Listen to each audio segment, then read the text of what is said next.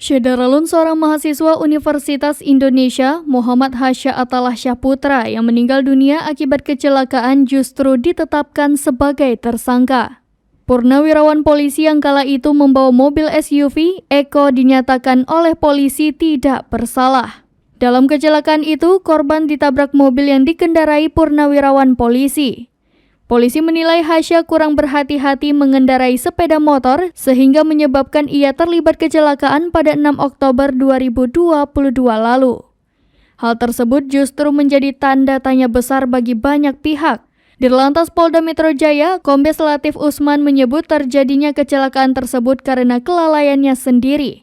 Kombes Latif bahkan menyebut Hasyalah yang justru menyebabkan terjadinya kecelakaan saat itu. Menanggapi hal itu, ibunda dari Muhammad Hasya Atallah Syahputra, Ira, menyebut penetapan tersangka kepada anaknya adalah kedukaan berganda bagi keluarga. Ira menyebut bahkan hal tersebut membuat seakan nyawa dari orang tua Hasya juga ikut terenggut akibat dari penetapan tersangka sang anak itu.